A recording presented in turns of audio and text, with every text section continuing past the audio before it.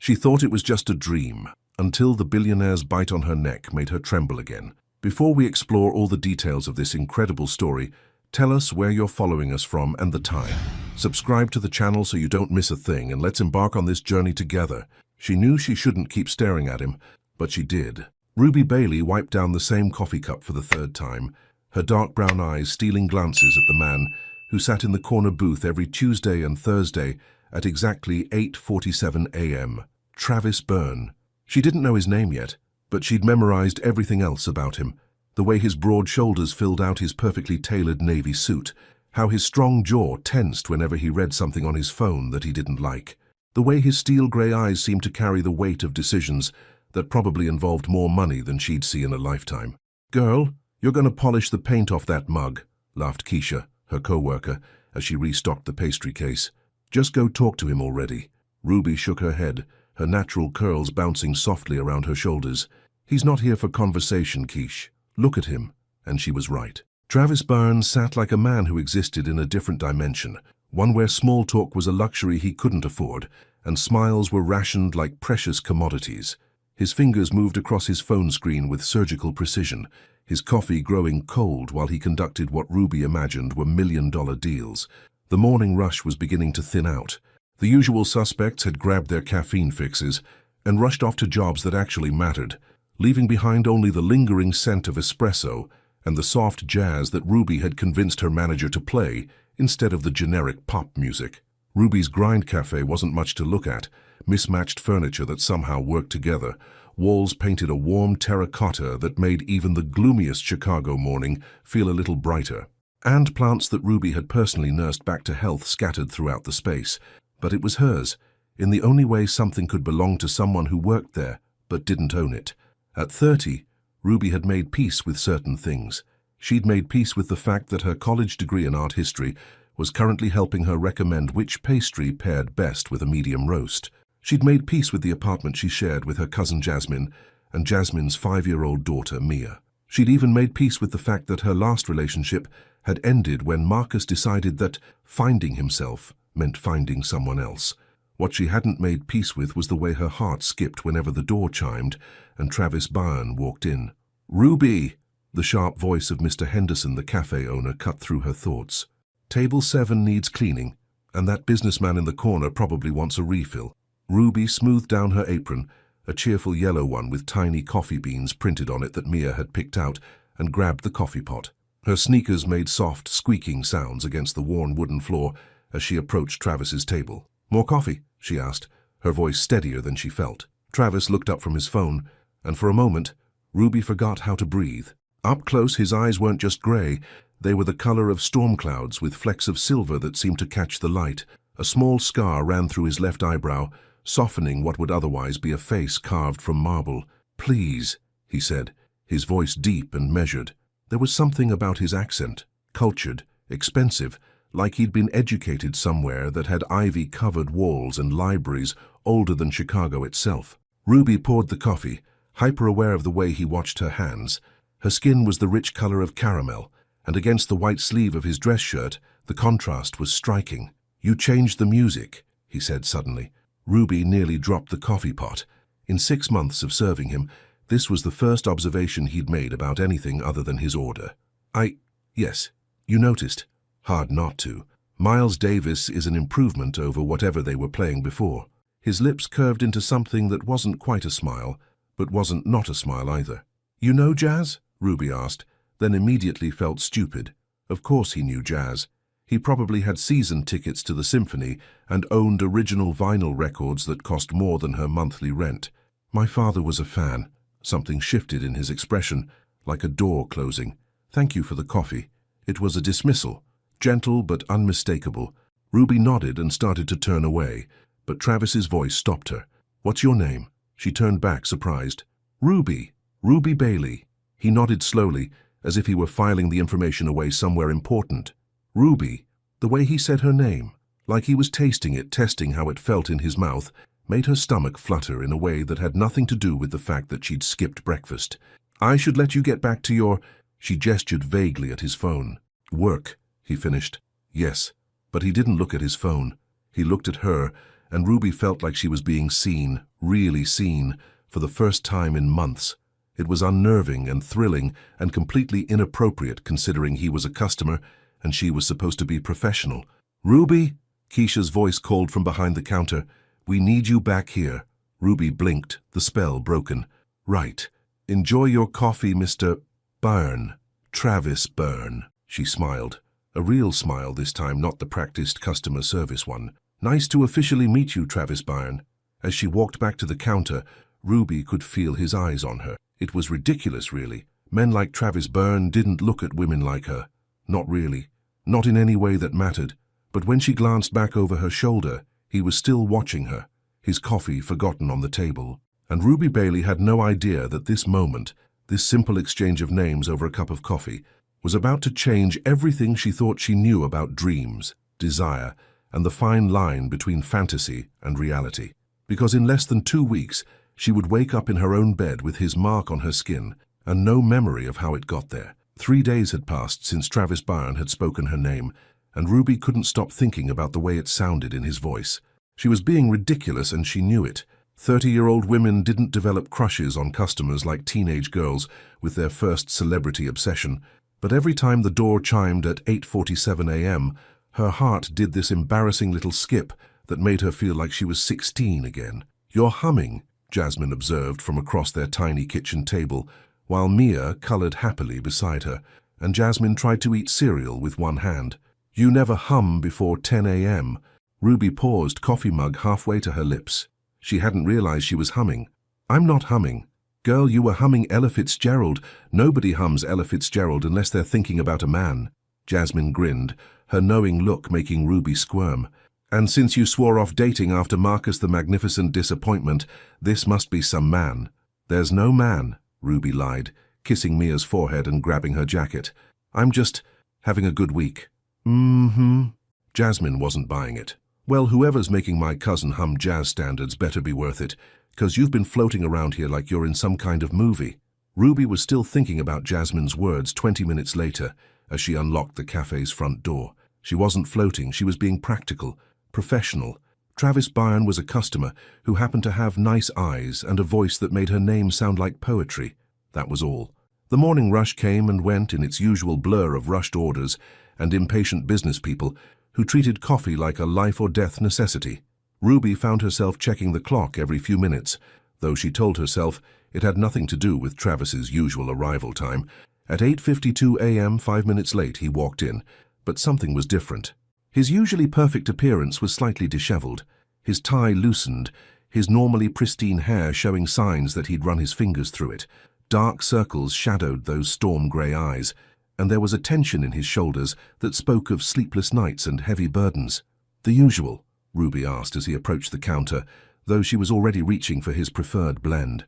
"Actually," Travis paused, and Ruby noticed the way his hands flexed at his sides, like he was fighting some internal battle.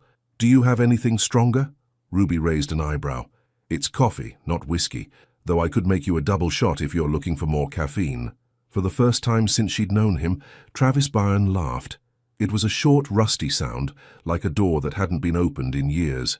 A double shot sounds perfect. As Ruby prepared his order, she could feel him watching her movements.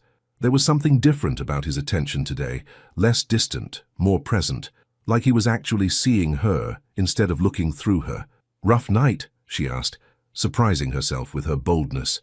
Travis accepted the coffee cup, his fingers brushing hers for just a moment. Ruby felt that touch all the way to her toes. "Rough few months, actually." He didn't elaborate, but he also didn't walk away. Instead, he leaned against the counter, which was so unlike his usual behavior that Ruby wondered if he was feeling all right. "You know," she said carefully, "I've been serving you coffee for 6 months, and I don't think I've ever seen you actually relax. Do you ever take breaks from whatever it is you do?" "I run an investment firm." His voice was matter-of-fact, but Ruby caught something underneath it. Pride, maybe, but also something that looked suspiciously like exhaustion. "Taking breaks isn't really part of the job description." "Says who?" The question hung between them, simple but loaded. Travis studied her face like he was seeing something he hadn't noticed before. "You're different from most people I meet," he said finally. "How so?" Most people hear investment firm and either want something from me or decide I'm not worth their time. You just asked if I take breaks. Ruby felt heat rise in her cheeks. Maybe that's because I don't really know what an investment firm does. For all I know, you could be investing in coffee shops and jazz records. This time, his laugh was fuller, more genuine. If only it were that simple. The morning crowd had thinned out, leaving them in a bubble of relative quiet. Ruby found herself moving closer, drawn by something in his expression that looked almost vulnerable. "Want to know a secret?" she said, lowering her voice conspiratorially. Travis nodded, and Ruby was struck by how young he looked when he wasn't wearing his businessman mask. "I have no idea what I'm doing half the time. Everyone thinks I'm this cheerful, put-together person who has life figured out, but honestly, I'm mostly just making it up as I go along." "That's not a secret," Travis said softly. "That's just being human." The words hit Ruby harder than she expected. When was the last time someone had made her feel like being imperfect was okay, like struggling didn't make her a failure? "Is that what you are?" she asked. "Human?" It was meant to be a joke, but Travis's expression grew serious. "Some days I'm not sure." The honesty in his voice made Ruby's chest tight. She wanted to reach out, to touch his hand, to tell him that whatever was weighing on him didn't have to be carried alone. But the space between them felt both intimate and infinite, filled with all the reasons why a billionaire investor and a coffee shop girl shouldn't be having this conversation. "For what it's worth," she said instead, "you seem pretty human to me." Travis's eyes locked with hers, and Ruby felt something shift in the air between them. It was like standing at the edge of a cliff, knowing that one step forward would change everything. "Ruby," he started, then stopped, shaking his head. "I should let you get back to work." But he didn't move, neither did she. They stood there, caught in a moment that felt too big for the small space between the counter and the coffee machine. "Mr. Byrne!" The sharp voice cut through their bubble like a knife. A woman in an expensive suit had entered the cafe, her phone pressed to her ear and irritation written across her face. "I've been looking everywhere for you. We have the Morrison meeting in 20 minutes. Travis's mask slipped back into place so quickly that Ruby almost wondered if she'd imagined the vulnerable man who'd been standing there moments before. "Of course. I'll be right there, Angela." He turned back to Ruby, and for just a second, she saw regret flash across his features. "Thank you for the coffee and the conversation." "Any time," Ruby managed, though her voice sounded strange to her own ears. Travis left money on the counter, too much money as always, and followed the woman out of the cafe. Ruby watched through the window as they walked toward the gleaming office building next door, Angela talking rapidly, while Travis listened with that same distant expression he always wore in public. But just before he disappeared through the revolving doors, he turned back toward the cafe. Their eyes met through the glass, and Ruby felt her breath catch. In that moment, she realized she was in trouble, real trouble, because Travis Byrne wasn't just a handsome customer anymore. He was becoming something much more dangerous, a man she could fall for, and Ruby Bailey had absolutely no idea what she was going to do about that. The rain started at 3 p.m., and by closing time, Chicago looked like it was trying to wash itself clean. Ruby stood at the cafe's front window, watching sheets of water cascade down the glass while she waited for the last customer to finish his newspaper. The weather matched her mood, restless, charged with electricity, impossible to ignore. She'd been thinking about Travis all day, not just thinking, obsessing. Every time the door chimed, her heart jumped, hoping to see those storm-gray eyes and that perfectly imperfect smile. But 8:47 a.m. had come and gone without him, and Ruby found herself checking her phone more often than usual, as if he might have somehow gotten her number and decided to explain his absence, which was insane. They'd had one real conversation, one moment of connection that probably meant nothing to a man who likely had moments of connection with board members and business partners and women who wore designer suits and knew the difference between a merger and an acquisition. "Girl, you're going to wear a hole in that floor," Keisha called from behind the counter, where she was counting the day's receipts. "What's got you pacing like a caged tiger?" "I'm not pacing," Ruby protested, though she immediately stopped moving. And I'm not black," Keisha grinned. "This about that fine businessman who's got you humming jazz standards?" Before Ruby could deny it, the door chimed. Both women looked up, expecting to see someone ducking in from the rain with an umbrella and a desperate need for caffeine. Instead, Travis Byrne stood in the doorway, completely soaked. His expensive suit clung to his frame like a second skin. His dark hair was plastered to his forehead, and water dripped from his clothes onto the cafe's wooden floor. He looked like he'd walked straight through the storm without caring about the consequences. "We're about to close," Keisha said automatically, but her voice was gentle. Nobody looked at a man that soaked and turned him away. Travis's eyes found Ruby's across the cafe. "I was hoping I could get one more coffee, and maybe—" He paused, water still dripping from his hair. "Maybe somewhere to wait out the storm." Ruby felt her heart do that ridiculous skip again. "Of course. Keisha, you can head out early if you want. I'll close up." Keisha raised an eyebrow, but didn't argue. She'd been wanting to leave early all week, and Ruby had just handed her the perfect excuse. "You sure?" "Positive." After Keisha gathered her things and left with a knowing smile that made Ruby's cheeks warm, the cafe fell into intimate quiet. Just Ruby, Travis, and the sound of rain against the windows. "You're going to catch pneumonia," Ruby said, grabbing a clean towel from behind the counter. "Here." Travis accepted the towel gratefully, running it through his hair and over his face. The simple action was somehow more intimate than it should have been, and Ruby found herself staring at the way his wet shirt clung to his chest. "Thank you." His voice was rougher than usual. Whether from the cold or something else, Ruby couldn't tell. "I was in meetings all day, and when I finally got out," he gestured toward the window. "Let's just say my driver wasn't expecting the weather to turn this quickly." "Where's your car now?"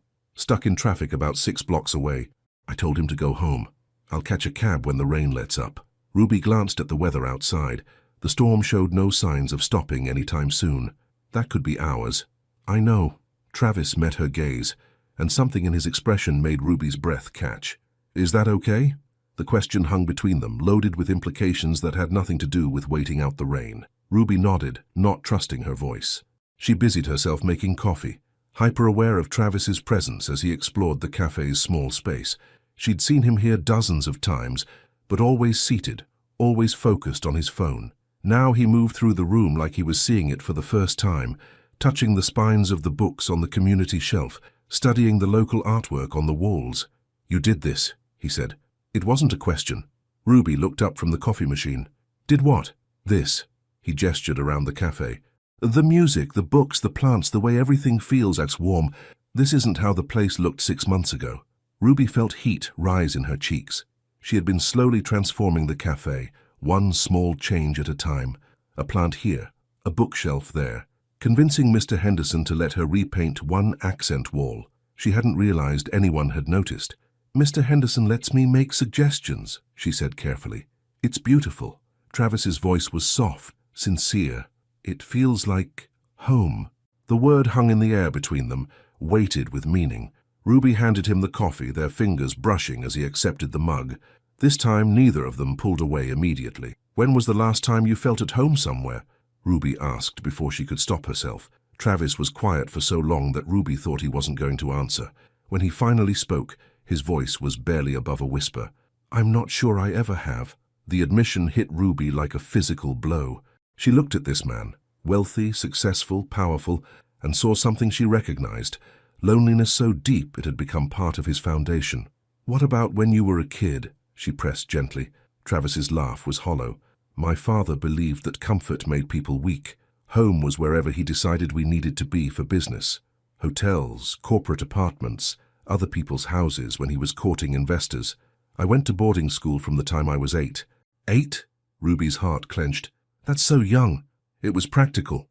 My mother died when I was 7, and my father wasn't exactly the nurturing type.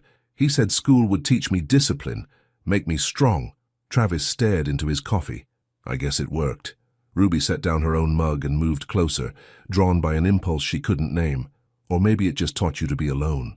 Their eyes met, and Ruby saw something crack in Travis's carefully constructed armor. For a moment, he looked exactly like what he was, a man who'd spent most of his life building walls so high that he'd forgotten what it felt like to let someone climb them. "I'm sorry," she said softly. "No child should grow up feeling like they don't belong anywhere."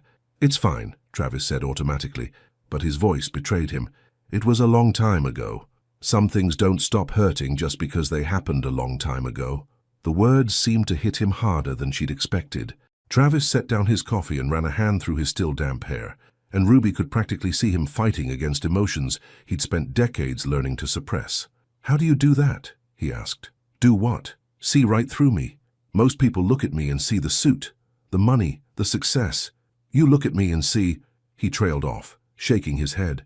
I see you, Ruby said simply. Just you. The rain continued to pound against the windows, creating a cocoon of sound around them. Travis stepped closer, close enough that Ruby could smell his cologne mixed with the clean scent of rain. Ruby, he said, her name a question and a plea all at once.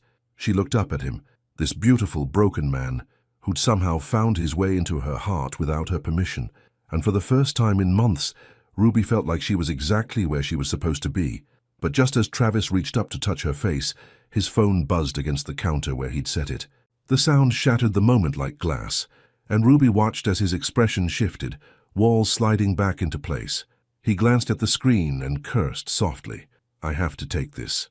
Of course, Ruby said, though her voice sounded strange to her own ears. As Travis stepped away to answer his phone, Ruby realized that the rain outside wasn't the only storm she needed to worry about. The one building inside her heart was going to be much harder to weather. The phone call changed everything, and Ruby knew it before Travis even hung up. She watched him pace near the window, his voice low and clipped as he spoke in a language she was beginning to recognize, corporate speak, full of mergers and acquisitions and numbers that meant more than most people's entire lives. His free hand gestured sharply as he talked, and Ruby could see the exact moment when the vulnerable man who'd shared his childhood pain disappeared, replaced by the businessman who controlled millions of dollars with a single decision. When he finally ended the call, the silence stretched between them like a chasm. I should go, Travis said, not meeting her eyes. The rain's letting up and I have an early meeting tomorrow. Ruby's heart sank, but she kept her voice steady. Of course. He gathered his things with efficient movements, the same way he did everything, controlled, purposeful, distant. But as he reached for his jacket, Ruby noticed his hands weren't quite steady. Travis, she said softly. He stopped, his back still turned to her. Whatever that call was about, now you don't have to carry it alone. For a moment she thought he might turn around, might let her back into that space where his walls had cracked. Instead, he straightened his shoulders and headed for the door. Thank you for the coffee, Ruby, and for... He paused, hand on the door handle, for listening. Then he was gone, leaving Ruby alone with the lingering scent of his cologne and the echo of rain against glass. The next morning came too soon and too slowly all at once. Ruby arrived at the cafe early, telling herself it had nothing to do with Travis's usual 8:47 a.m. arrival time. She just wanted to get a head start on inventory. That was all. At 8:30 she started glancing at the clock. At 8:45 she caught herself rearranging the pastry display for the third time. At 9:15 she finally admitted to herself that he wasn't coming. Waiting for someone? Keisha asked, sliding up beside her with a knowing smile. No, Ruby lied. Just watching the morning rush. And I suppose you've been checking that clock every 30 seconds because you're really interested in time management. Ruby sighed. He's not coming. Who's not coming? The businessman, Travis. His name felt strange on her tongue when she said it to someone else. He was here yesterday during the storm, and we talked, and I thought... She shook her head. I thought maybe something was changing. Keisha studied her friend's face with the expertise of someone who'd known Ruby since high school. What happened? He got a phone call.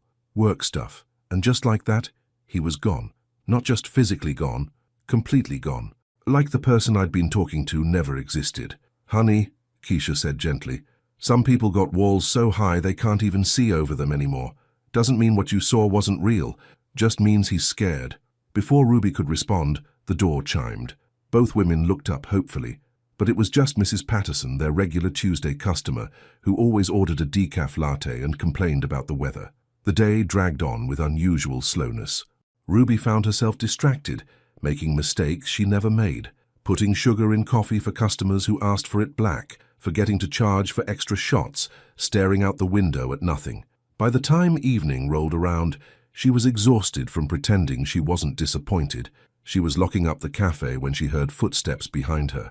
We're closed, she called without turning around, fumbling with the keys in the growing darkness. I know. Ruby's heart stopped. She turned slowly to find Travis standing a few feet away, and this time he looked exactly like what he was, a man who'd spent all day fighting an internal war and had finally decided to surrender. I owe you an apology, he said. Ruby crossed her arms, partly to protect herself from the cool evening air and partly to keep from reaching for him. For what? For running away yesterday? For not coming in this morning? For being a coward? He stepped closer, and Ruby could see the exhaustion in his eyes. That phone call, It was about a deal I've been working on for months, an acquisition that could make or break the company, and when I heard it was falling apart, all I could think about was getting back to work, fixing it, controlling something I could actually control. And you couldn't control whatever was happening between us, Ruby said quietly. Travis's smile was rueful. Ruby, I can't even begin to control what you do to me, and that terrifies me more than any business deal ever could. The admission hung between them, honest and raw. Ruby felt her carefully constructed defenses beginning to crumble. I've spent my entire life building walls, Travis continued, keeping people at a distance because distance is safe. Distance means no one can hurt you, and no one can leave. But yesterday, when you looked at me like you could see straight through to my soul, I realized I don't want distance from you. Ruby's breath caught. What do you want?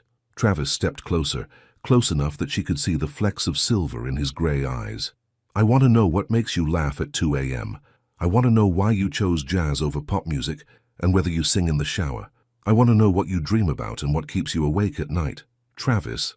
Ruby's voice was barely a whisper. I want to know if you feel this too, he said, his hand coming up to cup her cheek. This thing between us that makes it hard to breathe when you're close and impossible to think when you're not. Ruby leaned into his touch, her eyes falling closed. I feel it. Then let me take you to dinner, somewhere quiet where we can talk without interruptions or phone calls or the rest of the world demanding our attention. Ruby opened her eyes and found him watching her with an intensity that made her knees weak. I don't think I'm dressed for wherever you usually eat dinner. Travis's gaze swept over her.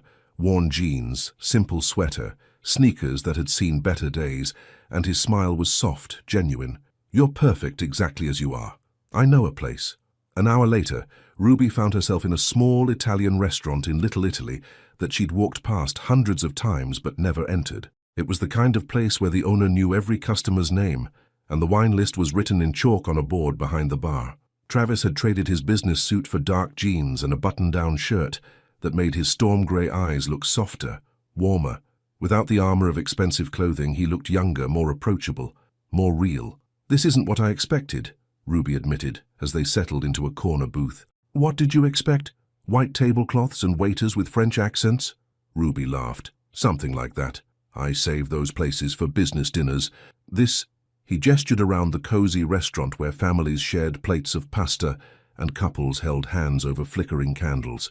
This is where I come when I want to remember what normal feels like. The conversation flowed easier than Ruby had expected. Travis told her about growing up in boarding schools, but finding solace in libraries. Ruby shared stories about Mia's latest artistic masterpieces and Jasmine's ongoing disaster with online dating.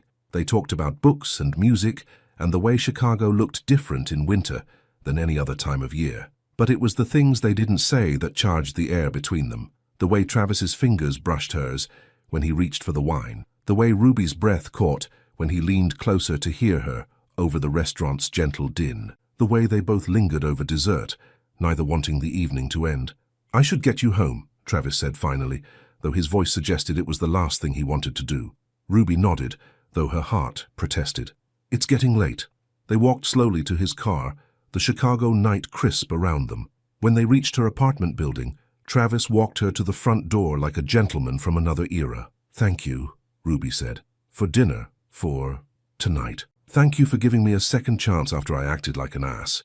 They stood facing each other in the soft glow of the building's security lights, and Ruby could feel the moment stretching, charged with possibility. Ruby, Travis said softly. Yes? I meant what I said earlier, about wanting to know everything about you. Ruby's heart hammered against her ribs. And I meant what I said about feeling this too. Travis stepped closer, his hand coming up to cup her face again. May I kiss you? Ruby's answer was to rise up on her toes and meet him halfway. The kiss was soft at first, tentative, like they were both afraid of breaking something precious. But when Ruby's hands fisted in his shirt and pulled him closer, Travis deepened the kiss and Ruby felt the world tilt on its axis. When they finally broke apart, both breathing hard, Travis rested his forehead against hers. I should go, he whispered, though he made no move to leave. I should, Ruby agreed, though her hands were still tangled in his shirt.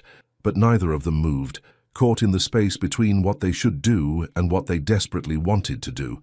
And Ruby had no idea that this kiss, this perfect, earth-shattering kiss, was only the beginning of a night that would change everything she thought she knew about desire, dreams, and the fine line between both. Ruby couldn't sleep. She'd been lying in bed for 2 hours, staring at the ceiling and replaying every moment of the evening, the way Travis had looked at her across the dinner table, the warmth of his hand against her cheek, the way the world had seemed to stop spinning when he kissed her. Her fingers drifted to her lips, still tender from his touch. She could still taste him. Wine and mint and something that was uniquely Travis. Could still feel the way his hands had tangled in her hair, the way his body had pressed against hers in the doorway. A soft knock at the apartment's front door made her heart skip. Ruby glanced at the clock. 11:47 p.m. Jasmine was working the night shift at the hospital, and Mia was fast asleep in the next room.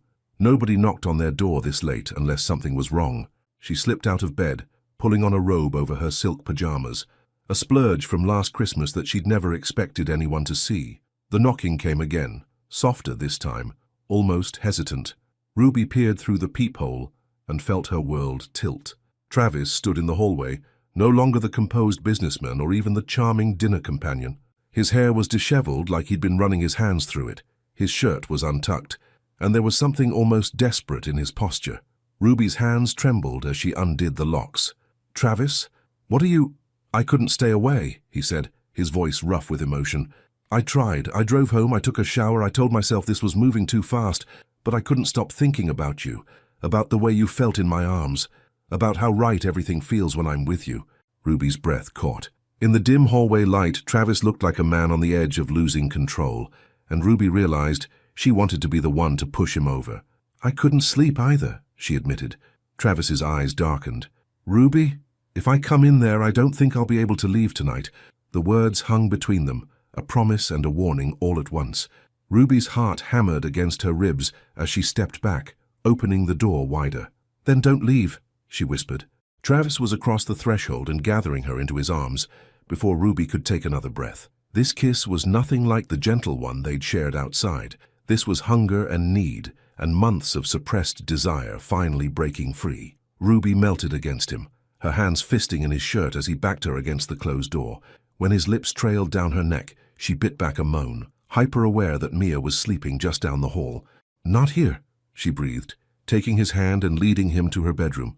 Ruby's room was small and simple. A double bed covered in soft white linens, a dresser she'd painted herself, and fairy lights strung around the window that cast everything in a warm, dreamlike glow. Travis took it in with the same attention he'd given the cafe, as if he were memorizing every detail. "Are you sure?" he asked, his hands framing her face. "Because once we cross this line, Ruby, there's no going back for me. You'll be in my blood, in my soul, in every breath I take." Ruby's answer was to reach up and slowly unbutton his shirt, her fingers trembling slightly as she revealed the expanse of his chest.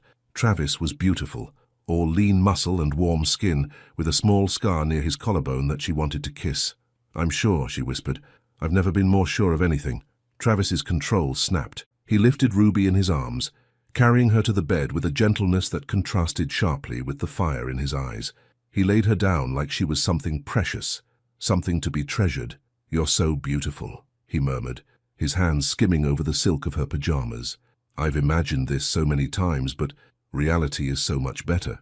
Ruby arched beneath his touch, her body responding to him in ways that should have embarrassed her, but somehow felt completely natural. This was Travis, the man who'd seen through her defenses, who'd shared his deepest vulnerabilities, who looked at her like she was the answer to every question he'd never known how to ask. When he kissed her again, deeper this time, Ruby felt herself drowning in sensation.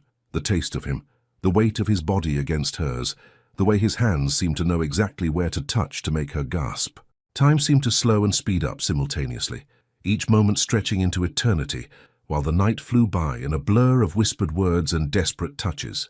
Travis worshipped her body with a patience that drove her wild, mapping every curve and hollow, with his lips and hands, until Ruby was trembling beneath him, her fingers digging into his shoulders as she fought for control. "Let go," he whispered against her ear, his voice sending shivers down her spine. "Let me take care of you." When Travis finally claimed her completely, Ruby cried out softly, her back arching as pleasure crashed over her in waves. Travis buried his face in her neck, his own control fracturing as they moved together in a rhythm as old as time itself. In the heat of passion, when Ruby was lost to everything but the feel of Travis above her, around her, inside her. She felt his teeth graze her neck. The bite was gentle but possessive, marking her as his in the most primal way possible. The sensation sent her spiraling over the edge, Travis's name falling from her lips like a prayer. Afterwards, they lay tangled together in the fairy light glow, both breathing hard. Travis traced lazy patterns on Ruby's bare shoulder, while she listened to the steady beat of his heart beneath her cheek. "That was—" Ruby started, then trailed off, not sure how to finish. "Perfect," Travis said softly. "Absolutely perfect." Ruby smiled, feeling drowsy and sated and more content than she'd been in years.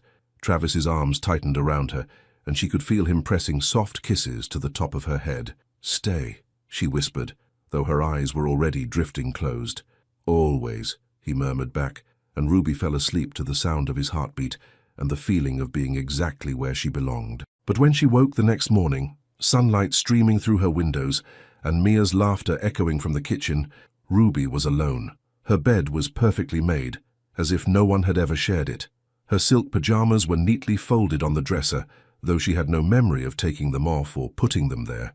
The fairy lights around her window were still on, but they looked different in the harsh morning light, less magical, more ordinary. Ruby sat up slowly, her head spinning. Had it been a dream?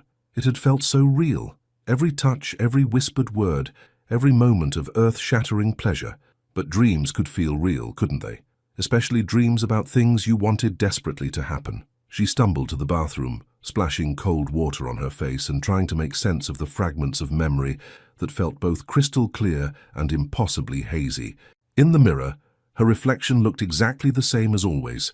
No signs of a night of passion, no evidence that her world had been turned upside down, until she turned her head and saw it. There, on the curve of her neck where it met her shoulder, was a small purple mark, a bite mark. Ruby's knees went weak. She gripped the bathroom counter, staring at her reflection in shock. It hadn't been a dream. Travis had been here, in her bed, in her arms. The night had been real, every incredible, impossible moment of it. But if it was real, where was he? And why couldn't she remember how the night had ended? Ruby touched the mark gently, and her body responded with an echo of the pleasure she'd felt the night before. Her skin seemed to remember his touch, even if her mind was struggling to piece together the details. "Aunt Ruby!" Mia's voice called from the kitchen. "Mama made pancakes." Ruby forced herself to move, to get dressed, to act normal even though nothing would ever be normal again. Because she had proof now, physical proof that the most incredible night of her life hadn't been a dream. The question was, what did she do about it? And more importantly, when she saw Travis again, would he remember it too? Or would he look at her with those same polite, distant eyes, leaving her to wonder if she was slowly losing her mind? Ruby touched the mark on her neck one more time and made a decision. She was going to find out. Ruby spent the entire morning touching her neck. It was ridiculous, really.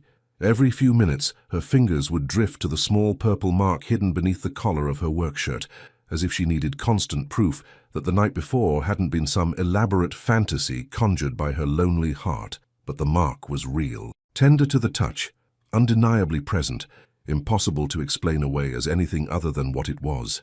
Evidence that Travis Byrne had been in her bed, had made love to her with a passion that still made her knees weak to remember. "You're distracted today," Keisha observed, sliding up beside Ruby as she fumbled with the espresso machine for the third time in 10 minutes.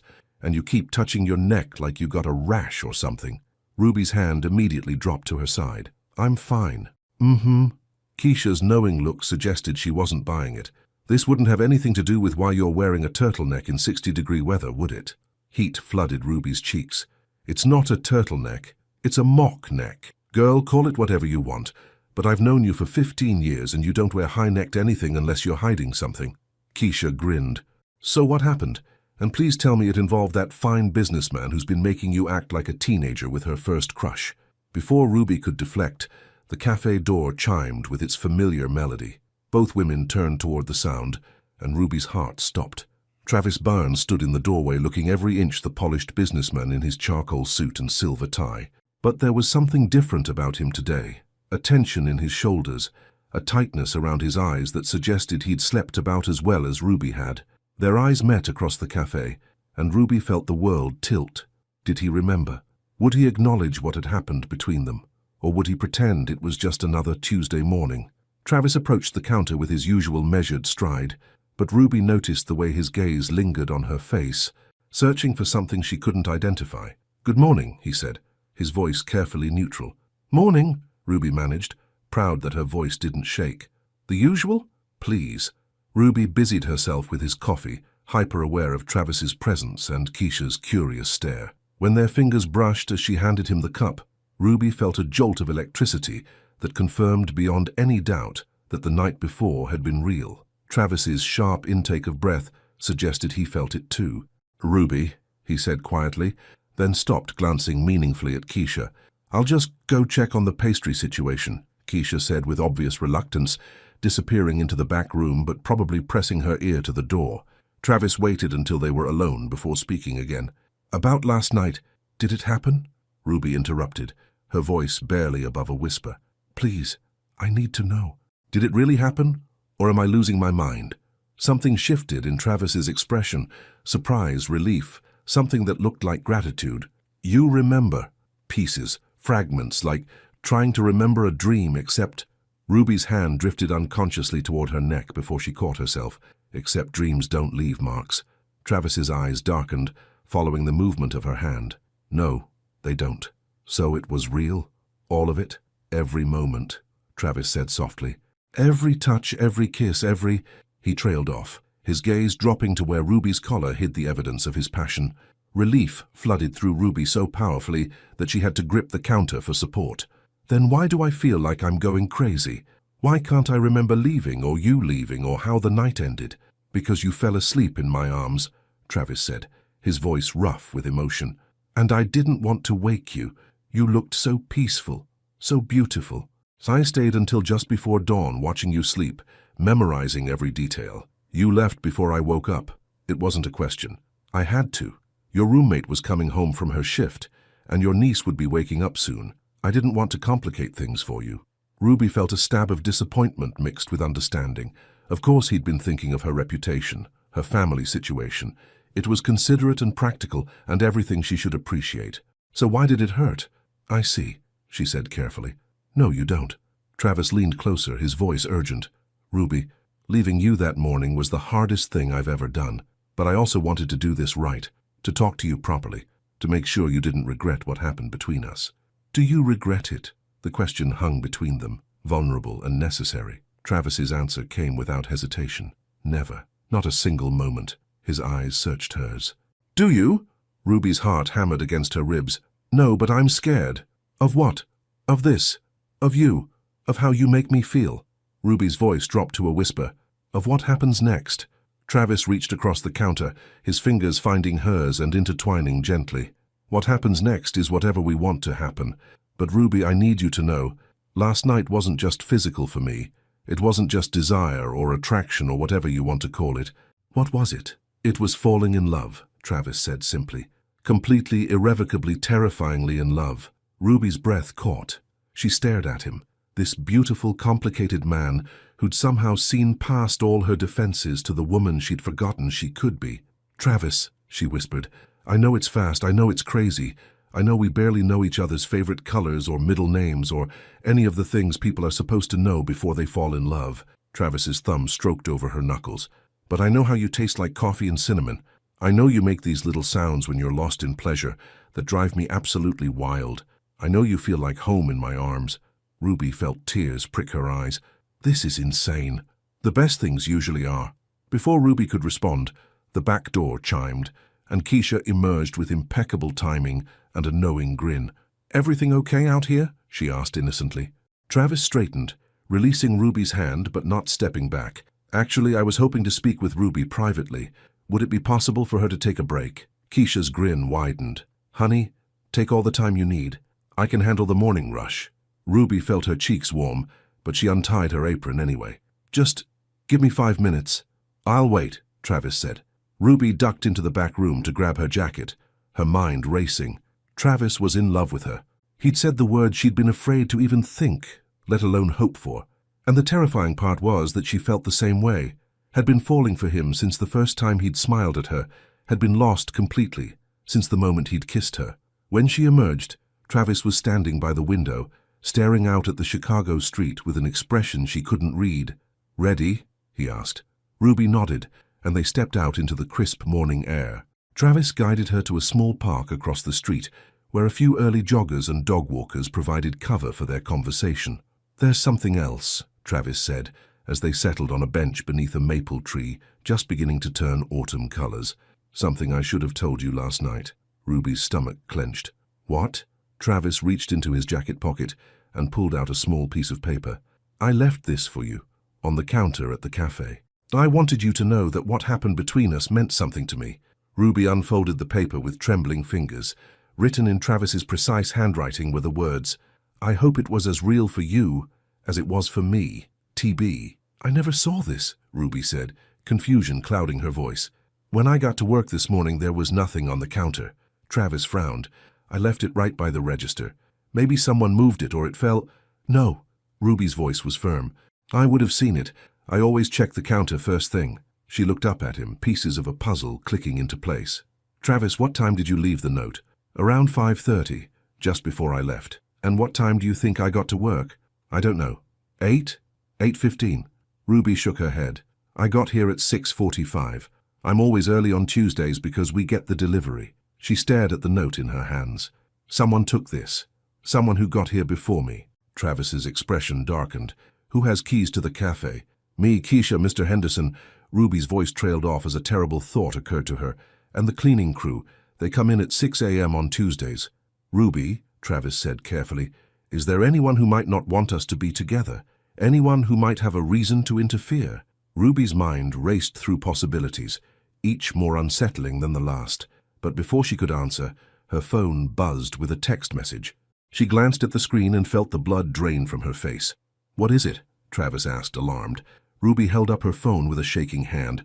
The message was from an unknown number, but the words made her stomach turn. "Some dreams are better left as dreams. Stay away from what doesn't belong to you." Travis read the message over her shoulder, his jaw tightening with anger.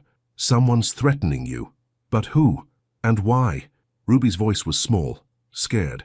Travis pulled her closer, his arm protective around her shoulders. "I don't know, but I'm going to find out."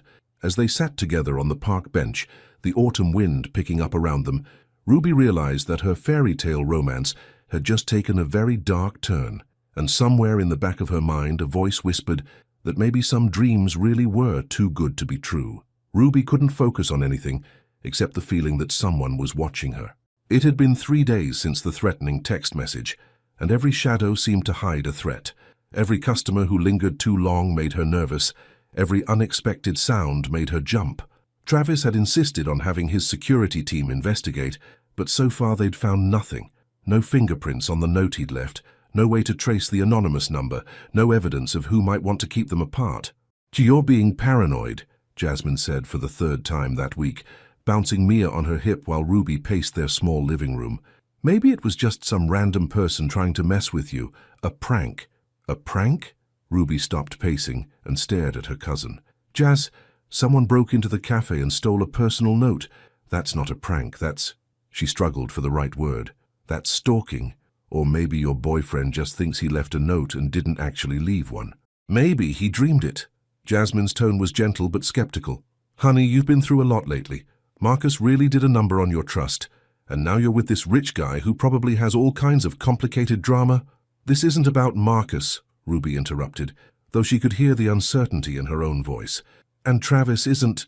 he's not like that." But even as she said it, Ruby felt a seed of doubt plant itself in her mind. How well did she really know Travis? They'd had a handful of conversations, one incredible dinner, and one night of passion that still made her body hum with remembered pleasure. But did she know him well enough to trust him completely? The sound of her phone buzzing made her jump. Ruby looked at the screen and felt relief wash over her when she saw Travis's name. "Hey," she answered, trying to keep her voice light. "Are you at home?" Travis's voice was tense, urgent. "Yes. Why?" "Stay there. Lock the doors, I'm coming over." Ruby's heart rate spiked. "Travis, what's wrong?" "I'll explain when I get there. Just, please stay inside and don't open the door for anyone but me." The line went dead, leaving Ruby staring at her phone with growing alarm. What was that about? Jasmine asked, noticing Ruby's pale expression. I don't know. He sounded scared. Ruby moved to the window, peering down at the street below. Everything looked normal. Cars parked along the curb, a few people walking their dogs, Mrs. Chen from downstairs watering her plants on the fire escape. 20 minutes later, Travis knocked on their door with a specific pattern, 3 short, 2 long, that he'd texted her beforehand. When Ruby opened the door, he looked like he'd been running his hands through his hair for hours, his usually perfect appearance disheveled with worry. Thank God you're okay, he said, pulling her into his arms and holding her tight. Ruby breathed in his familiar scent, expensive cologne mixed with something uniquely him, and felt some of her anxiety ease. What happened? Travis glanced at Jasmine, who was watching them with obvious curiosity, while pretending to be absorbed in coloring with Mia. Can we talk privately? He asked. Ruby led him to her bedroom, closing the door behind them. Travis immediately went to the window, checking the locks and peering down at the street. You're scaring me, Ruby said. Travis turned to face her, his expression grim. My security team found something. The person who sent you that text message, they've been watching you for weeks. Ruby's legs went weak. She sank onto the edge of her bed, staring at him. What do you mean, watching me? They have photos, Ruby. Pictures of you leaving your apartment, going to work, grocery shopping. Pictures of us together at dinner. Travis's jaw clenched with barely controlled anger. Whoever this is, they've been stalking you since before we even spoke to each other. The room seemed to spin around Ruby. That's impossible. Why would someone... I don't understand. I'm nobody. I serve coffee for a living. You're not nobody, Travis said fiercely, moving to kneel in front of her and taking her hands in his. But you're right that this doesn't make sense. Unless what? Travis was quiet for a long moment, and when he spoke, his voice was carefully controlled. Unless this is about me, about my company, my family, my money. Ruby felt something cold settle in her stomach. What are you saying? I'm saying that there are people who would use anyone to get to me. Business rivals, competitors, people who want to see me fail or hurt or distracted. Travis's hands tightened on hers. I'm saying that being with me might have put you in danger. The words hit Ruby like a physical blow. She pulled her hands free and stood up, moving away from him. So this is my fault for getting involved with you? No, Travis said quickly, rising to his feet. God, no, this is my fault for not thinking about the consequences, for not protecting you better, for being selfish enough to pursue you when I should have stayed away. Should have stayed away? Ruby's voice rose and she fought to keep it down so Jasmine wouldn't hear. Is that what you think? That you should have stayed away from me? I think, Travis said carefully, that I should have been honest with you from the beginning about what being with me might mean, about the kind of attention it might bring, the kind of people who might see you as a weakness to exploit. Ruby stared at him, feeling something fragile breaking inside her chest. A weakness to exploit. Is that what I am to you? You know that's not what I meant. Do I? Ruby crossed her arms, suddenly feeling exposed in her own bedroom. Because right now it sounds like you're saying that I'm some kind of liability. Some poor little coffee shop girl who can't handle the big bad world of wealthy businessmen. Travis's expression shifted, frustration replacing concern. That's not what I'm saying at all. I'm trying to protect you. By what? By leaving. By deciding what's best for me without asking my opinion. Ruby's voice was getting louder despite her efforts. I'm 30 years old, Travis. I can make my own decisions about what risks I'm willing to take. Can you? Travis shot back. Because 3 days ago you didn't even know this kind of threat existed. You don't understand what these people are capable of. These people? Ruby felt her temper flare. How you mean people like you? The words hung in the air between them, sharp and cutting. Travis's face went very still. I see, he said quietly. No, you don't see, Ruby said, immediately regretting her words, but too hurt and scared to take them back. You see a problem to be solved, a complication to be managed. You don't see me. I see you, Travis said, his voice dangerously low. I see a woman I'm falling in love with who's being threatened because of me. I see someone I care about more than my own life, who could be hurt because I was stupid enough to think I could have something normal, something real. Something normal? Ruby laughed, but there was no humor in it. There's nothing normal about any of this, Travis. Rich men don't fall in love with coffee shop girls in real life. They have flings, they have fun, they move on to someone more appropriate. Travis's eyes flashed with anger. Is that really what you think? That this is just some kind of game for me, some rich boy fantasy? I don't know what to think anymore, Ruby admitted, her anger deflating into exhaustion. 3 days ago I thought I was living in a fairy tale. Now I find out I'm being stalked by people who want to hurt me because I had the audacity to care about you. Ruby, maybe they're right, she said quietly. Maybe some dreams are better left as dreams. The silence that followed was deafening. Travis stared at her for a long moment, and Ruby watched as his expression shuttered, walls sliding back into place with practiced efficiency. If that's what you want, he said finally. If you want me to walk away and pretend none of this happened, I will. Ruby's heart clenched, but pride and fear held her tongue. She wanted to take it back, wanted to throw herself into his arms and tell him that they could face anything together. But the thought of living in constant fear, of always looking over her shoulder, of putting Jasmine and Mia at risk, maybe that would be for the best, she heard herself say. Travis nodded once, sharp and final. I'll have my security team continue monitoring the situation until we're sure the threat has passed. You won't see them, but they'll be there. Travis, take care of yourself, Ruby, he said, moving toward the door. And if anything happens, anything at all, call me immediately.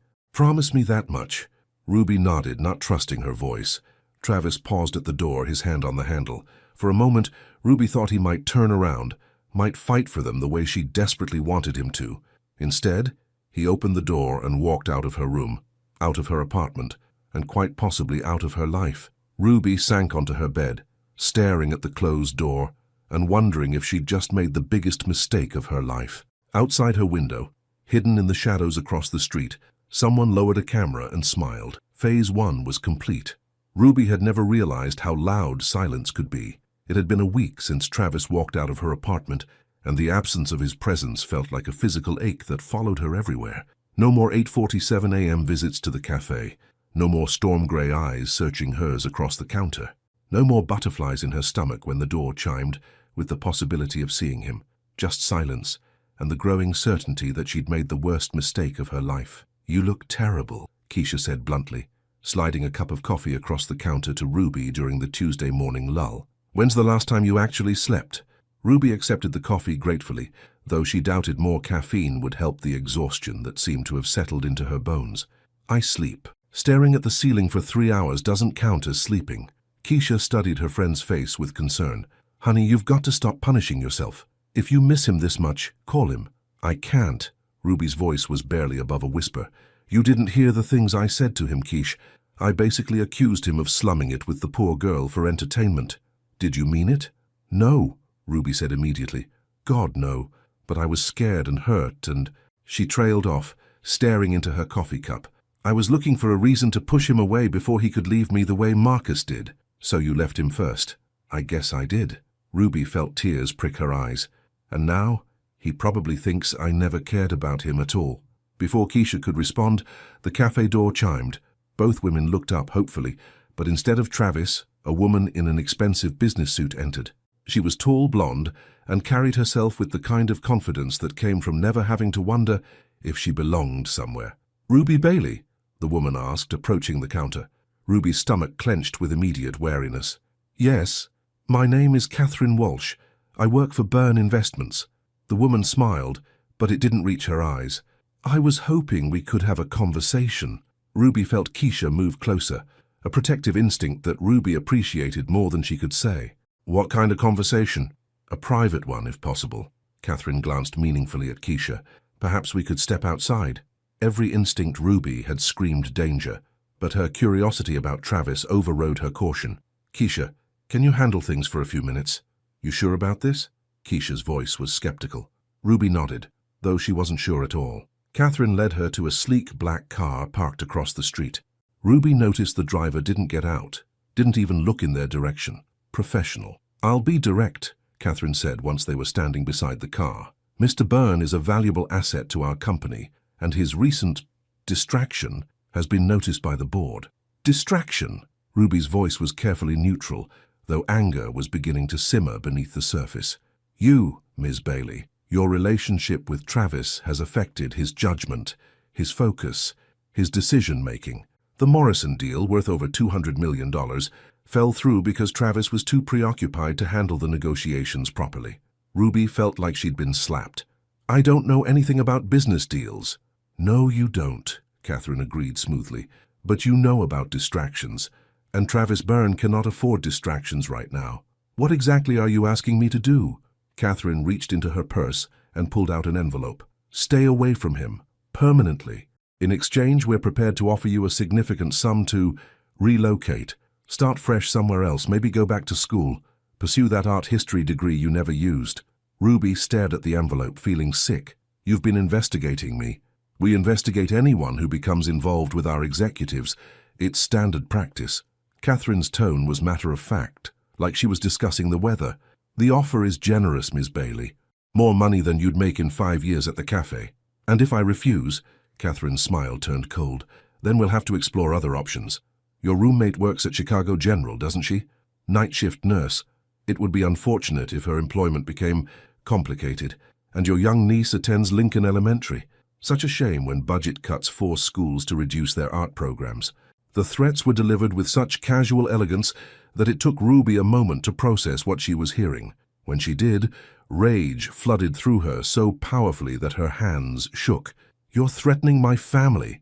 I'm explaining consequences, Catherine corrected. Travis Byrne is worth billions of dollars to this company. You're worth nothing. The math is quite simple. Ruby looked at the envelope in Catherine's manicured hands and felt something shift inside her chest. This wasn't about love or heartbreak or even fear anymore. This was about someone thinking they could buy her, threaten her family, and control her life because she had the audacity to fall in love with the wrong man. Keep your money, Ruby said quietly. Catherine's eyebrows rose in surprise.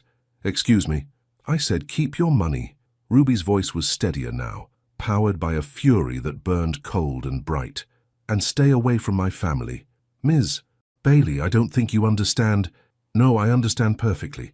Ruby stepped closer and Catherine actually took a step back. You think because I work in a coffee shop and live in a small apartment that I don't have any power. But you're wrong. Ruby, you want to know what I'm going to do?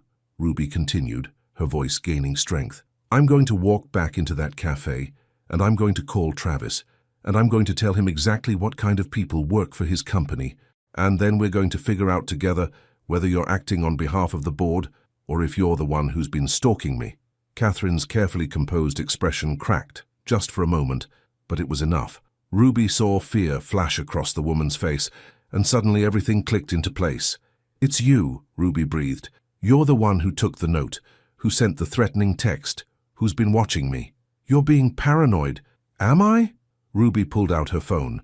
Because I'm betting if I call the police right now and tell them about the photos Travis's security team found, they might be very interested in searching your car, your office, your computer. Catherine's mask slipped completely. You have no idea what you're dealing with. Then enlighten me. For a moment, Ruby thought Catherine might actually confess. Instead, the woman's expression hardened into something ugly and calculating. Travis Byrne ruins everything he touches, Catherine said venomously. He destroyed my brother's company, cost him everything, drove him to bankruptcy. Cameron took his own life rather than face the shame of what Travis did to him. Ruby felt her anger falter, replaced by shock. Catherine, so yes, I've been watching you. Yes, I wanted to see Travis suffer the way my brother suffered. I wanted him to lose something precious, something irreplaceable. Catherine's voice cracked with grief and rage. But then you went and fell in love with him anyway, despite everything I tried to do to keep you apart. Your brother was worth 10 of Travis Byrne, Catherine snapped. And if I can't make Travis pay for what he did, at least I can make sure he doesn't get to be happy while my brother is dead. Ruby stared at this woman, this broken, grieving woman who'd let her pain turn into something poisonous and destructive. Destroying Travis won't bring your brother back. No, Catherine agreed, her voice hollow, but it might help me sleep at night. She turned toward the car, then paused. The offer stands, Ms. Bailey. Take the money and disappear, or I'll make sure everyone you care about pays the price for your selfishness. Catherine got into the car and drove away, leaving Ruby standing on the sidewalk with her heart pounding and her mind racing. She had answers now. She knew who was threatening her and why, but she also knew that the danger wasn't over. If anything, it was just beginning, because Catherine Walsh wasn't going to stop until she'd destroyed either Travis or everyone Ruby loved. And Ruby Bailey was going to have to decide which price she was willing to pay for love. Ruby's hands were shaking as she dialed Travis's number. She'd been staring at her phone for 20 minutes, sitting in the back room of the cafe while Keisha handled the afternoon customers, trying to find the words for what she needed to say. How did you tell someone you'd pushed away that you'd been wrong? How did you ask for forgiveness when you weren't sure you deserved it? The phone rang once, twice, 3 times. Ruby was about to hang up when Travis's voice came through the line, carefully neutral. "Hello, Ruby?" Just hearing him say her name made her chest ache. "Travis, I need to see you. There's something you need to know about Catherine Walsh." Silence stretched between them, and Ruby could practically feel Travis processing the name, the implications. "Where are you?" he asked finally, and Ruby heard something change in his voice. Urgency, concern, fear. The cafe. But Travis, she threatened Jasmine and Mia. "She knows where they work, where Mia goes to school. Stay exactly where you are," Travis interrupted, his voice sharp with command. "Don't go anywhere alone. Don't let Keisha leave you, and don't open the door for anyone you don't know. I'm on my way." "Travis." "Ruby." His voice softened, and for a moment she heard the man who'd held her in his arms, who'd whispered her name like a prayer. "I'm coming for you. Just hold on." The line went dead, leaving Ruby clutching her phone and trying to steady her breathing. Outside the back room, she could hear the familiar sounds of the cafe, the hiss of the espresso machine, the murmur of conversation, the gentle jazz music she'd chosen because Travis had noticed it. 15 minutes later, the cafe door chimed, and Ruby heard Keisha's voice say, "She's in the back." Travis appeared in the doorway, looking like he'd run the entire way. His hair was disheveled, his tie loosened, and there was something wild in his eyes that spoke of barely controlled panic.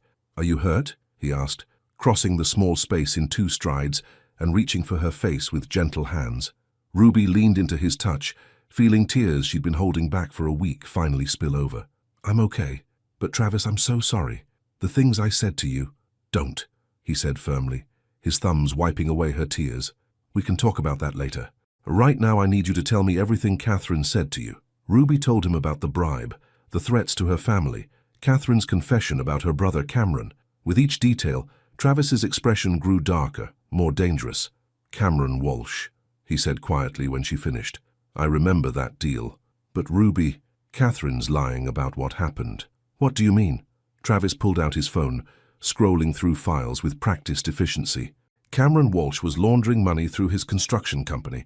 When my investigators found evidence of fraud, I had a choice: expose him publicly or give him a chance to come clean and make restitution quietly." He handed Ruby the phone, showing her a series of emails.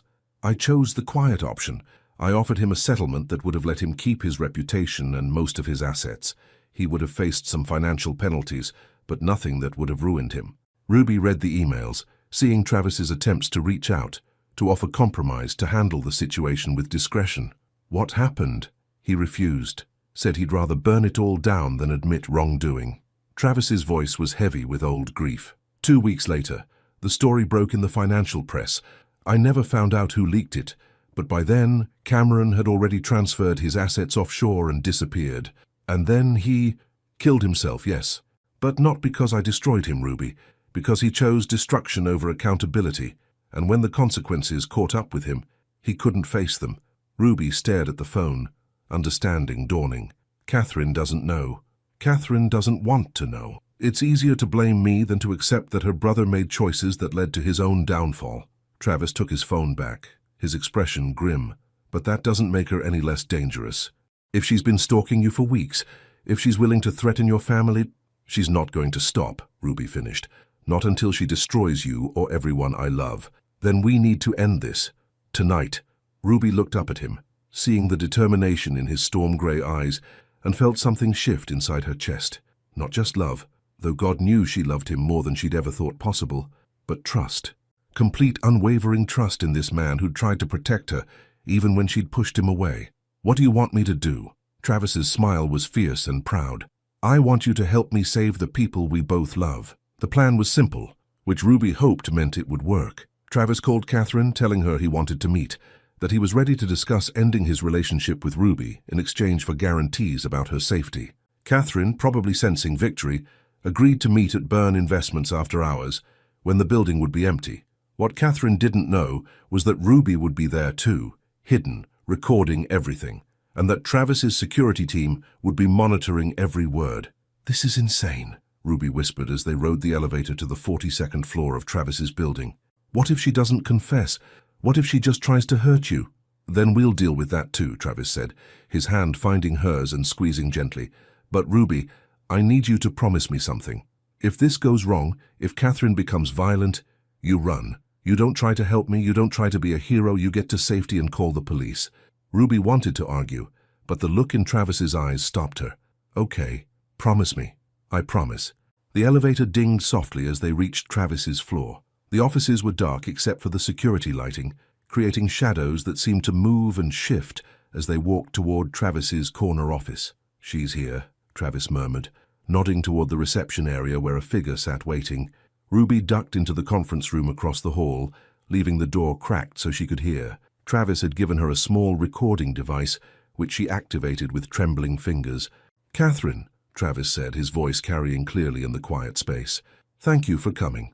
"I wasn't sure you would actually show up," Catherine replied. "I thought your little coffee shop girl might have talked you out of it." "Ruby and I are over," Travis said, and even though Ruby knew he was lying, the words still hurt. "You made your point very effectively." "Did I? Because my sources tell me she refused the money I offered her. That suggests a level of attachment that might be problematic." Ruby heard footsteps, the sound of chairs scraping against the floor. "What exactly do you want from me, Catherine?" Travis asked. "Justice," Catherine said simply. "You destroyed my brother's life. You drove him to suicide, and you've never faced any consequences for it." "Your brother destroyed his own life," Travis replied, his voice gentle but firm. "I tried to help him, Catherine. I offered him a way out that would have preserved his dignity and his future." "Liar," Catherine spat. "Cameron told me what you did, how you threatened him, how you made it impossible for him to fight back." "Is that what he told you?" "Because I have emails, Catherine. Documentation of every conversation we had. Cameron refused help because he thought he could outsmart everyone, including the federal investigators who were already closing in on him." "You're lying." "I'm not. And deep down, you know I'm not. You've spent 2 years blaming me because it's easier than accepting that your brother made terrible choices." Ruby heard the sound of something slamming, a hand on a desk, maybe a chair being knocked over. "He was a good man." Catherine's voice was rising, cracking with grief and fury. "He was a man who made mistakes," Travis said quietly. "Terrible mistakes that hurt a lot of people. But Catherine, destroying me won't bring him back. Hurting Ruby won't ease your pain. It will just create more suffering." "You don't get to lecture me about suffering," Catherine said, her voice venomous. "You sit in your tower, making billions, while families like mine are destroyed by your greed."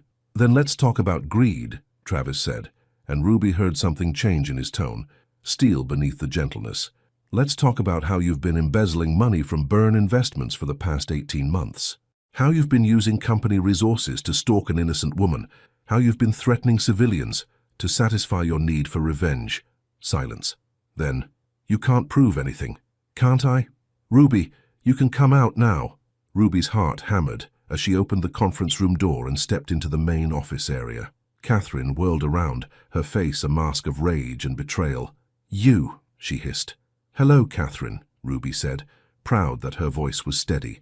"I've been recording everything, including your confession about stalking me and threatening my family." Catherine's hand moved toward her purse, and Travis stepped between her and Ruby, his body a protective shield. "Don't," he said quietly. "It's over, Catherine. The police are already on their way. My security team has been watching this entire conversation. You can surrender peacefully, or you can make this worse for yourself." Catherine looked between them, her carefully composed mask finally cracking completely. Ruby saw her then not as a monster, but as a broken woman who'd let grief consume her, until there was nothing left but the need for someone else to hurt as much as she did. "He was all I had," Catherine whispered, tears streaming down her face. "After our parents died, Cameron was all I had left. And when he... "I know," Ruby said softly, taking a step closer despite Travis's protective stance. "I know what it feels like to lose someone you love, but Catherine, this isn't what Cameron would have wanted for you." "You don't know what he would have wanted," Catherine snapped, but the fight was going out of her. "You're right," Ruby agreed. "But I know what my family would want for me if something happened to them. They'd want me to live, to love, to find peace. Not to destroy myself trying to destroy someone else." Catherine stared at her for a long moment, and Ruby thought she might have gotten through to her. Then sirens wailed in the distance, growing closer, and Catherine's expression hardened again. "This isn't over," she said, looking directly at Travis. "Even if I can't finish this, someone else will. You've made too many enemies, hurt too many people. Someday someone will make you pay." "Maybe," Travis said quietly. But not today, and not by hurting innocent people. The elevator dinged, and Ruby heard the sound of footsteps in the hallway, security, police, the cavalry arriving just as Travis had promised they would. Catherine Walsh was arrested quietly, professionally, led away in handcuffs while Ruby and Travis gave their statements.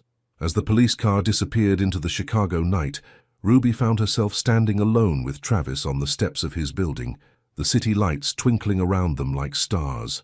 "It's really over?" she asked. "It's really over," Travis confirmed. "Catherine will face charges for stalking, embezzlement, and making terroristic threats. She'll get the help she needs, but she won't be bothering you again." Ruby nodded, then looked up at him. This man who'd protected her, who'd fought for her, who'd forgiven her even when she hadn't forgiven herself. "Travis," she said quietly, "I need to tell you something." "What?" Ruby took a deep breath, gathering her courage. "I love you. I've been in love with you since that first night we talked in the rain, and I'm sorry I was scared. Sorry I pushed you away. Sorry I said those terrible things." Travis stepped closer, his hands cupping her face with infinite gentleness. "Ruby Bailey," he said, his voice rough with emotion, "you have nothing to apologize for. You were protecting yourself, protecting your family. That doesn't make you weak. It makes you human. So what happens now?"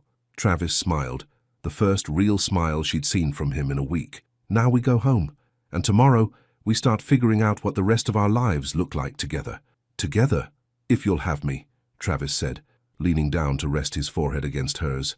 "Because, Ruby, I meant what I said before. You're not a weakness to be exploited. You're not a liability to be managed.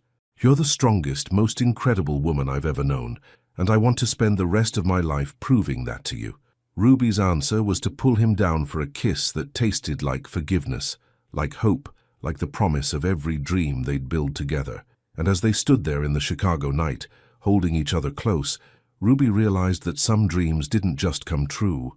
Sometimes they became something even better than you'd ever dared to imagine. Ruby woke up to the sound of rain against the windows and the warm weight of Travis's arm around her waist. 3 months had passed since Catherine's arrest, 3 months of rebuilding trust and learning what it meant to love someone completely, without fear or reservation.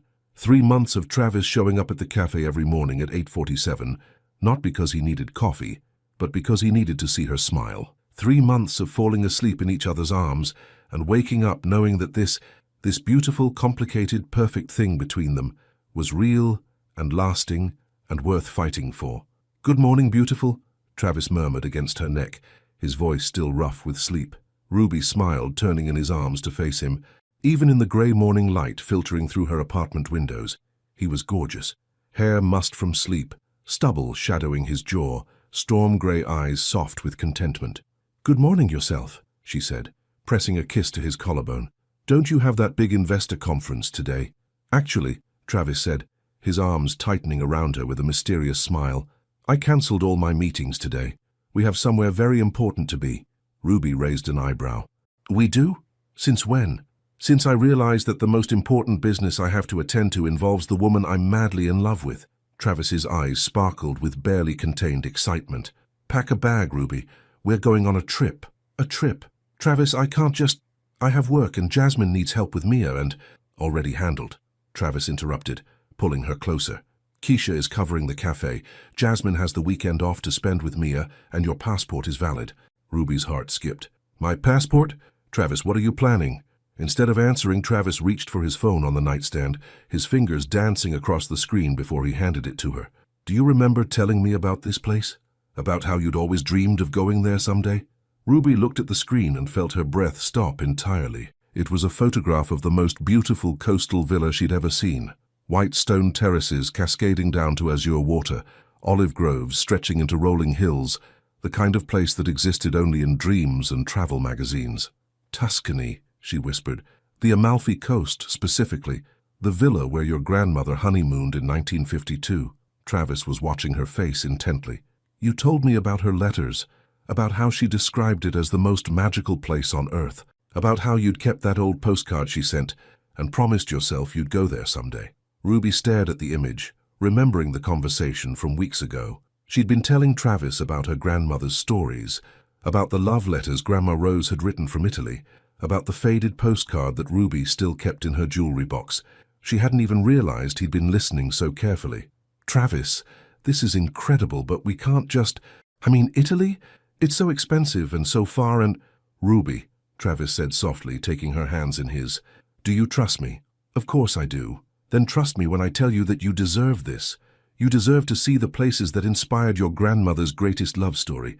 You deserve to walk the same paths she walked, to see the same sunsets that made her write those beautiful letters about finding magic in the world."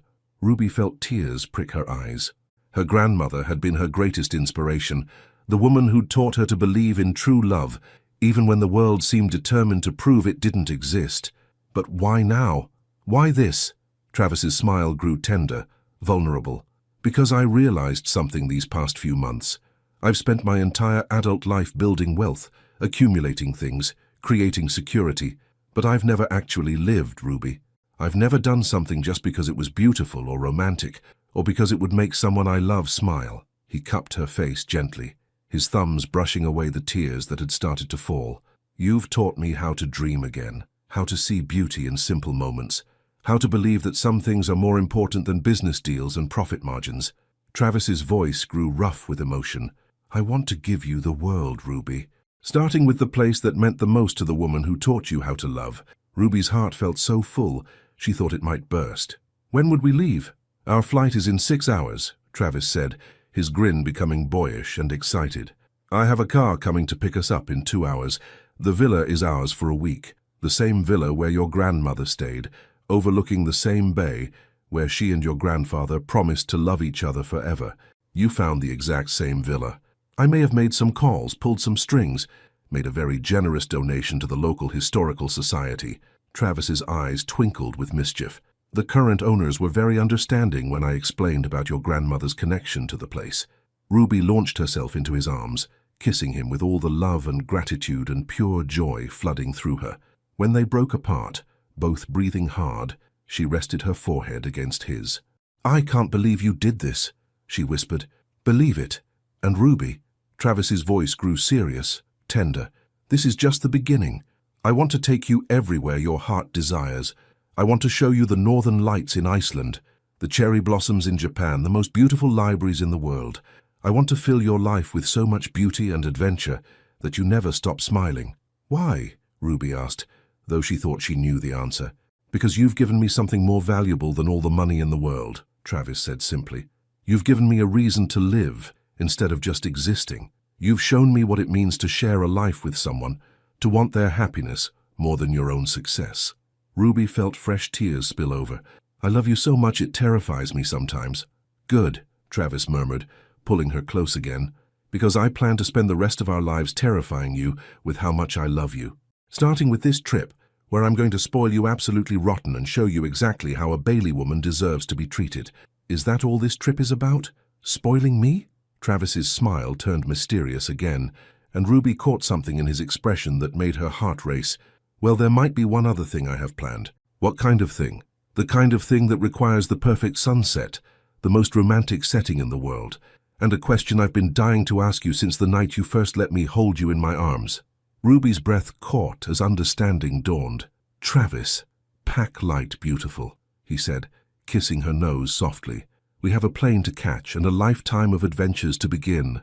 As Ruby rushed to pack, her heart singing with joy and anticipation, she thought about her grandmother's letters describing the magic of Italy, the way true love could transform even the most ordinary moments into something extraordinary. And she realized that Travis wasn't just taking her to see where her grandmother's love story had flourished. He was taking her there to begin their own. Ruby felt her heart swell until it seemed too big for her chest. "Travis, I love you, Ruby Bailey. I love your strength, your compassion, your ability to see magic in the simplest moments. I love the way you make me want to be better, to feel deeper, to live instead of just existing." He leaned closer, his forehead touching hers. "And I want to spend the rest of my life showing you just how extraordinary you are." Ruby was crying now, happy tears that she didn't bother to wipe away. "What did I do to deserve you?" "You taught me how to dream again," Travis said simply. "You showed me that the most valuable thing in life isn't what you own, it's who you love and how deeply you love them." Ruby kissed him then, pouring all of her gratitude and love and pure joy into the connection between them. When they broke apart, both breathing hard, She rested her head against his chest and listened to the steady rhythm of his heartbeat. "So when do we leave for this magical mystery trip?" she asked, her voice muffled against his chest. "In about an hour," Travis said, and Ruby could hear the smile in his voice. "Our bags are already packed. I may have borrowed some clothes from your closet with Jasmine's help. She's very excited about this plan, by the way." Ruby pulled back to stare at him. "Jasmine knows about this too? She helped me pick out the perfect dress for you to wear at dinner tonight. Something about Italian sunset appropriate and romantic enough to make him speechless." Travis's grin was boyish and excited. "She also made me promise to take lots of pictures." Ruby laughed, feeling lighter than she had in years. "You're incredible. Absolutely, completely incredible." "I'm a man in love who wants to give his woman the world," Travis said softly, "starting with the place where love stories are born." Ruby looked around her small bedroom, the same room where she'd woken up confused and aching after their first night together, wondering if love like this could possibly be real. Now she knew it wasn't just real. It was transformative. "Yes," she said, her voice strong and certain. "Yes to Italy, yes to adventures, yes to building a beautiful life together." Travis's smile was radiant as he pulled her close again. "There's one more thing I should mention about this trip." "More surprises, Travis? I don't think my heart can take any more surprises." "This one involves a very important question," he said, his eyes sparkling with mischief and something deeper, something that looked like forever. "One that requires the perfect setting, the most romantic place on earth, and a woman who's brave enough to say yes to forever." Ruby's breath caught as understanding dawned. "Travis, but that's a surprise for later," he said, kissing her nose softly. "Right now, we have a plane to catch and a love story to begin." Ruby felt her heart race with anticipation and joy. "I can't believe this is really happening." "Believe it," Travis murmured, holding her close. "Because this is just the beginning of our forever, Ruby Bailey, and I plan to make every moment of it extraordinary." 2 hours later, as they sat in first class with Italy stretching ahead of them and Ruby's hand clasped firmly in Travis's, she thought about her grandmother's letters, about true love and magic, and the courage it took to say yes to both. Outside the airplane window, clouds drifted by like dreams, and Ruby smiled, knowing that somewhere ahead, in a villa overlooking the same bay where her grandmother had found love, her own happily ever after was waiting. "Ready for an adventure?" Travis asked, bringing her hand to his lips and pressing a soft kiss to her knuckles. "With you?" Ruby smiled, her heart full of love and anticipation. "I'm ready for anything." And she was. 1 year later, Villa Rosa, Amalfi Coast, Italy.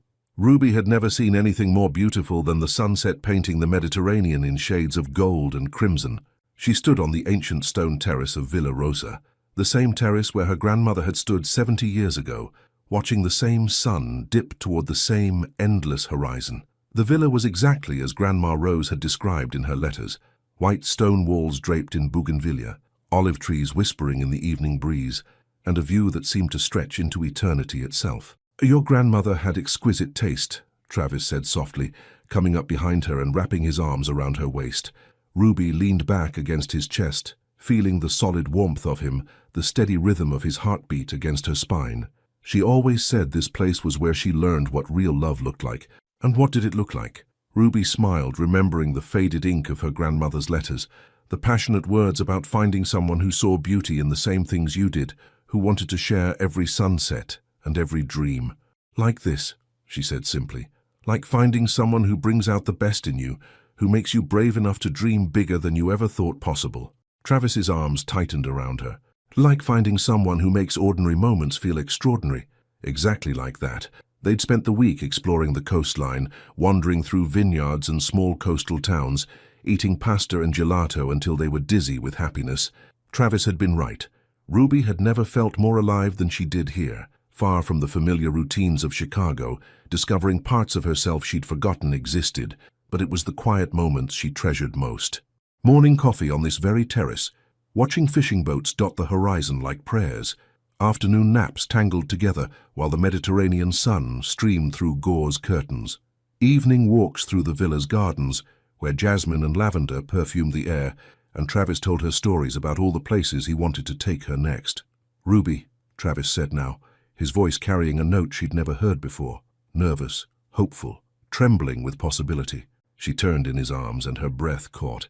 Travis was looking at her the way he had that first night in her apartment, like she was something precious and impossible, like he couldn't quite believe she was real. "There's something I need to tell you," he continued, his hands coming up to frame her face.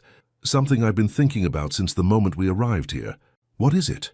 Travis stepped back, and Ruby watched in amazement as he dropped to one knee on the same terrace where her grandparents had pledged their love decades ago. In his hands was a ring box, not the one from her imagination, but something even more perfect. Antique gold that caught the sunset light, delicate and timeless and absolutely ruby. "Ruby Bailey," Travis said, his voice steady despite the emotion shining in his eyes. "A year ago you were serving coffee to a man who had forgotten how to dream. You could have seen just another customer, just another suit, just another person passing through your day." Ruby felt tears start to fall, but she didn't care. This moment, this perfect, impossible moment, deserved every tear of joy she could cry. "Instead you saw me," Travis continued, "the real me underneath all the walls and the fear and the belief that I had to earn love instead of simply accepting it. You saw someone worth fighting for, someone worth forgiving, someone worth building a life with. Travis, you taught me that love isn't about being perfect or having all the answers. It's about showing up, being present, choosing each other every single day." He opened the ring box, revealing a stone that seemed to capture the very essence of the Italian sunset.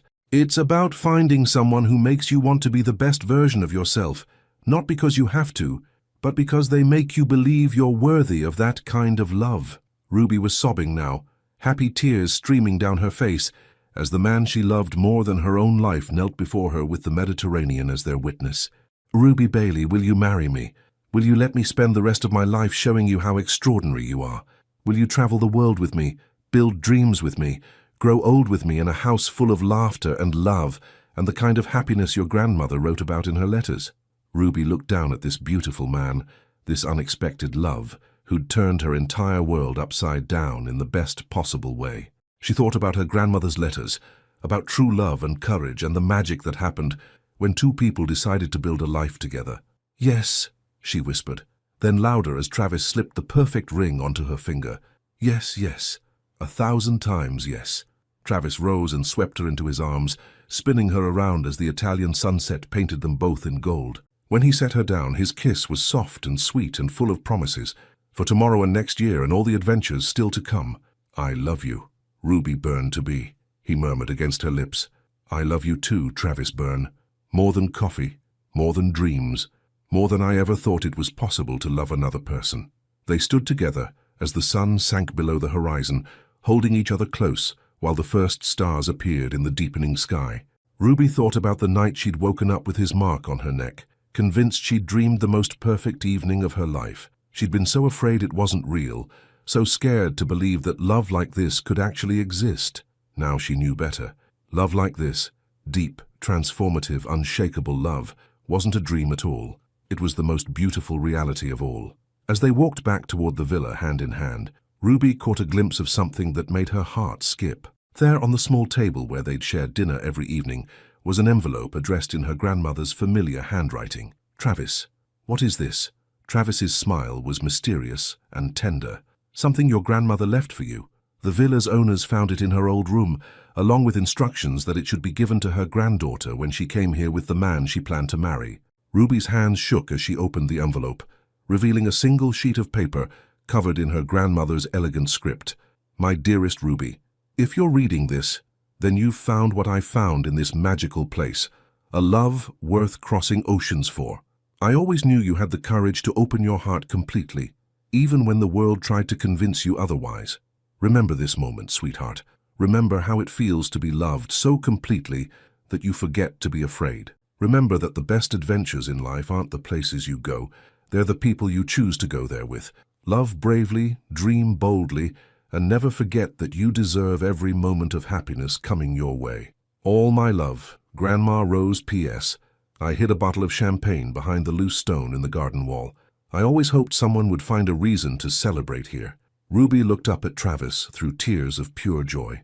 She knew, somehow, she knew. She knew because she raised an extraordinary woman who was always destined for an extraordinary love, Travis said softly, "just like the love she found here with your grandfather."